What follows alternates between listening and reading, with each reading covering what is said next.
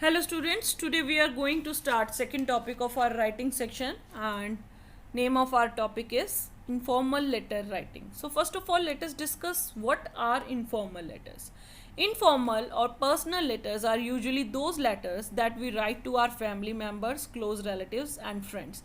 Informal letter या personal letter वो letter हैं जो हम अपने फैमिली मेम्बर्स को, रिलेटिव्स को या फ्रेंड्स को लिखते हैं. Such letters are written in a simple, easy to understand and natural style. Simple language में लिखे जाते हैं, ईजीली जो सामने वाले को समझ में आ जाए और जो हमारा नेचुरल बात करने का तरीका है उसी में हम लिखते हैं. Just as one talks to a friend और रिलेटिव, जैसे कोई अपने फ्रेंड से या रिलेटिव से बात करता है, ये वैसे ही लिखे जाते हैं. We write informal letters to. हम इनफॉर्मल लेटर्स क्यों लिखते हैं? एक्सप्रेस आर फीलिंग्स, अपनी फीलिंग्स को एक्सप्रेस करने के लिए. Share our joys and sorrows and those of our loved ones, अपने जॉयज और सोरोज को शेयर करने के लिए, अपने लव्ड वंस के जॉयज और सोरोज को शेयर करने के लिए. Mark important occasions, for example to announce a birth and engagement etc. तो इन चीज़ों की इंफॉर्मेशन देने के लिए भी हम इनफॉर्मल लेटर्स लिखते हैं. मेक कंप्लेंट्स इन अ पोलाइट वे, कंप्लेंट्स भी कर सकते हैं हम अपने रिलेटिव से but in a polite way. Make proposals, suggestions etc. Send personal invitations, replies to invitations and reminders. Personal invitation भेजना, इन्विटेशंस जो आए हुए हैं उन्हें रिप्लाई करना और रिमाइंडर देना, इन सब चीज़ों के लिए हम इनफॉर्मल लेटर्स को लिखते हैं. Parts of an informal letters. First thing, heading. It includes the sender's address and is written at the top left hand corner of the letter. Top left corner में लिखा जाएगा, इसमें सेंडर्स एड्रेस आता है. It includes the house number first followed by street, town and pin code if you know it. तो सबसे पहले हम लिखेंगे house number, then street, then town, और अगर आपको पिन कोड पता है तो वो. But does not include the writer's name, पर इसमें राइटर्स नेम नहीं आता है. सेकेंड है date. It appears directly below the address, address के बिल्कुल नीचे रहती है. After leaving some space always write out the full date.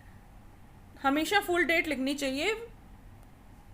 29 दिसंबर 2020 ये भी सही है, और December 29, 2020 ये भी सही है. But avoid using 29/12/2020. This is not right, it is not acceptable. Third part is salutation. It is the usual way of beginning a letter and is written just below the date. Date के नीचे लिखा जाता है और ये एक तरीका है अपनी लेटर को शुरू करने का. Its choice depends on the relationship between the recipient and the sender. Sender और receiver के बीच में क्या relation है उस पर डिपेंड करता है ये. Here is a useful checklist. एक checklist यहाँ पे भी दी जा रही है आपको. For friends, आप अपने friends के लिए लिख सकते हैं my dear Arun, dear Shikhar. और for family members you can write dear or dearest father, pa, dad, anything. Dear mother, dearest ma. Or if you are writing to your grandparents, so you can write dear grandfather, dear grandma.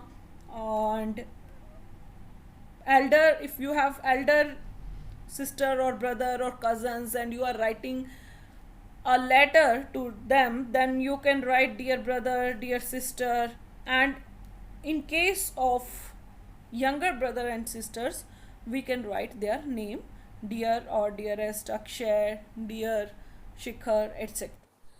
For relatives, you can write dear or dearest uncle Tom, or dear or dearest aunt Jane, and so on. Body. It forms the very soul of the letter. ये soul होती है letter की.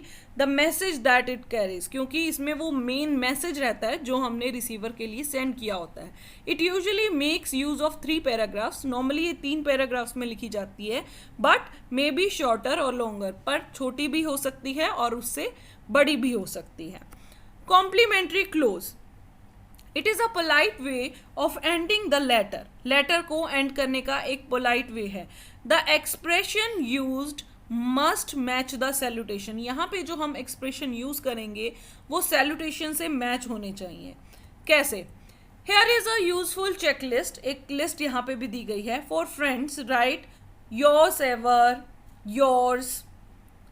For family members right yours affectionately, or you can write yours affectionate son, your affectionate daughter, brother, sister. For relatives you can write yours sincerely, yours affectionately, yours affectionate cousin, uncle, aunt, right? But remember the word yours never takes an apostrophe. जो word yours है वो कभी भी एक apostrophe नहीं लेता. So only this word is right. यहाँ पे हमने apostrophe यूज किया है, this is wrong. यहाँ पे हमने apostrophe यूज किया है, this is also wrong. So only simple yours will be written. Signature. It is written just below complimentary clause. जहाँ पे हम complimentary clause करते हैं उसके नीचे लिखते हैं and includes the sender's name और signatures. sender's name होता है और signature होता है. So now let us discuss layout of an informal personal letter. Right? First of all, heading will be there. Sender's address is written here. Never include your name before the address. अपना नाम नहीं लिखना है इससे पहले. Next है date. It appears directly below the address after leaving some space. थोड़ी सी जगह छोड़ने के बाद हमने नीचे date लिख दी. Next is salutation. Write salutation here. Never use dear friend. Always use a name. Next is body.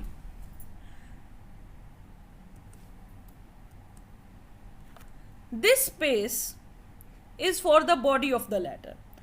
It contains all the information or news the sender wants to convey. जो भी मैसेज सेंडर देना चाहता है वो सारा का सारा इसी में रहता है.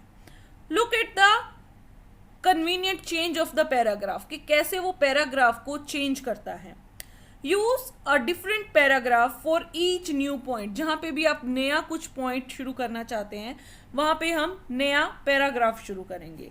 The division between paragraphs is marked by one line of space.